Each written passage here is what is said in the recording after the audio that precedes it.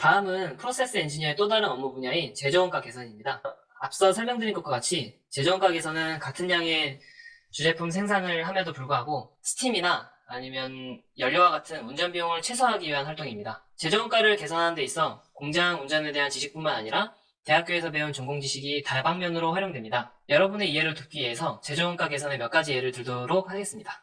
가장 먼저 운전 비용 중 스팀 사용량 절감 활동에 대해서 알아보도록 하겠습니다. 이전 강의에서 설명드린 것 같이 탑 상부로는 믹스드 C4, 그리고 탑 하부로는 RPG를 분리하는 디부타나이저를 보실 수 있는데요. 탑 하부에 생산하는 RPG에는 믹스드 C4가 포함되지 않기 위해서 리보일러라고 불리우는 설비에 스팀이 공급되게 됩니다. 조절 전 사진을 보시게 되면은 타워 하부의 온도를 70도씨로 운전할 때 RPG 중에 믹스드 C4 함량은 3000ppm이고 이때 사용되는 스팀의 양은 5톤, 시간당 5톤 수준인 것을 확인할 수 있습니다. 그러나 RPG 중에 있는 믹스드 C4 함량을 5000ppm까지 늘리게 되면은 타워 하부의 온도를 68도로 조금 더 낮게 운전을 할 수 있고요. 그렇게 될 때 스팀 사용량이 시간당 4톤으로 1톤 정도 감소된 걸로 확인할 수 있습니다. 고작 1톤이라고 생각하실 수도 있겠지만 연간 사용량으로 계산하면 약 8,000톤의 스팀을 줄이는 것과 마찬가지입니다. 금액으로 환산하면 연간 약 10억 원 정도의 절감액으로 계산되고요. 제조원가 개선을 진행할 때는 반드시 확인해야 될 것이 있습니다. 바로 제조원가 개선과 공장의 안전운전이 동시에 보장되는가, 거기에 대해서 반드시 고려를 해야 되는데요. 이전 강의에서 설명드린 내용과 같이 NC 공장에서 생산한 RPG는 BTX 공장의 원료로 사용됩니다. BTX 공정 계략도를 먼저 보시게 되면은 NCC 공장에서 생산한 RPG가 수소와 만나서 반응기에서 반응을 하는 과정이 있습니다. 이때 RPG 중에 믹스드 C4 함량이 높을 경우에는 반응기에서 폴리머가 형성돼서 후당 중류탑 리보일러에서 이와 같은 폴리머 성분들이 적체되는 중지 처분을 받을 수도 있습니다. 일반적으로 산불이나 성냥에 불을 붙인 것과 같이 일상생활에서 볼 수 있는 이런 빨간색 불씨들이 불완전 연소의 예시라고 할 수 있겠습니다. 그렇다면 완전 연소는 어떠한 현상일까요? 완전 연소는 연료와 반응할 수 있는 산소의 양이 충분해서 불꽃 온도가 매우 높게 유지되는 현상을 의미합니다. 완전 연소는 일상생활에서는 이렇게 가스레인지 버너와 같은 파란색 불꽃을 띠게 되고요. 완전 연소 시에는 유독가스인 일산화탄소를 발생시키지 않습니다. 그리고 연소 생성물로는 물이랑 이산화탄소를 발생하게 되고요. 이처럼 제조원가 개선 활동에는 공장의 운전 비용을 낮출 수 있다는 장점이 있지만 공장의 안전적인 운전을 저해시킬 수 있다는 단점 역시 존재합니다. 이 때문에 프로세스 엔지니어는 내가 이 제조원가 개선 활동을 하기 전에 사전에 충분한 검토를 통해서 적절한 합의점을 찾아 이를 오퍼레이터에게 정확하게 가이드하는 능력이 필요합니다. 다음으로는 투자 업무에 대해서 알아보도록 하겠습니다.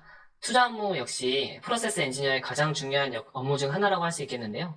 우리 공장에 경제적으로 이익이 되거나 현장의 근무 환경을 개선하는 아이템을 발굴하는 활동이라고 할 수 있겠습니다. 과거에 NC 공장에서 근무했을 때 훌륭한 엔지니어분들은 좋은 투자 아이템을 발굴하고 윗선을 손쉽게 설득시켜서 투자비를 많이 따내는 것을 보았습니다. 그분들을 오랫동안 지켜본 결과 우리 공장의 경쟁력이 높아지기 위해선 내가 무엇을 할 수 있을까에 대해서 끊임없이 고민하는 성향이 다 있으시더라고요.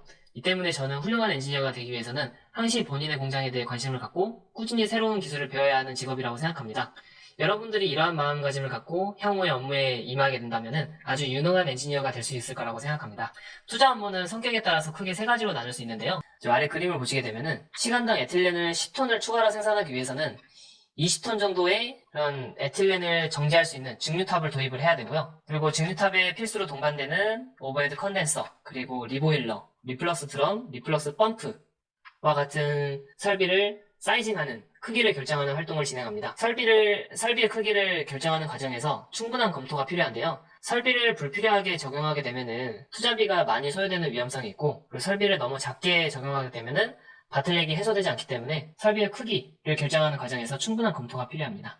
마지막으로 투자 중에는 필드의 반복적인 업무를 개선하기 위한 투자인데요. 가장 대표적으로는 사람이 조작해야 되는 매뉴얼 밸브를 모터나 에어와 같은 동력원으로 인해서 구동되는 컨트롤 밸브로 교체하는 것이 있는데요. 참고로 매뉴얼 밸브는 밸브를 열고 닫기 위해서 사람의 힘을 사용해야 되는 밸브입니다. 컨트롤 밸브는 사람의 힘으로 움직이지 않고 에어나 전기와 같은 유틸리티의 구동력을 이용해서 움직이는 밸브인데요. 공기의 힘을 이용해서 밸브를 작동하는 에어 오퍼레이티드 밸브, 그리고 전기의 힘을 이용해서 밸브를 조작하는 모터 오퍼레이터, 업무 스코프를 유의하면서 워크플로우를 하나씩 봐보도록 하겠습니다. 가장 먼저 작업 필요 대상을 확정해야 됩니다. 정기보수는 4년에 한 번씩 진행하기 때문에 운전기간에 발생한 특이사항을 최종적으로 선정하게 됩니다. 이렇게 공사업체가 선정이 됐다면은 다음 단계로 작업 일정을 확정합니다. 작업 일정은 공장의 셧다운 그리고 스타트업 날짜를 고려해서 그 사이에 모든 작업을 마무리하기 위해서 하는 작업인데요. 공장은 작업 일정이 길어지게 되면은 공장을 가동하지 못하는 동안 스타트업을 진행하게 됩니다.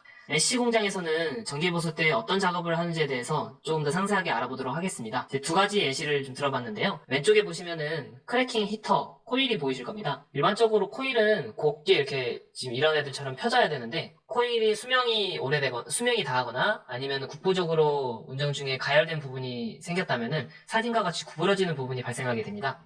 이 때문에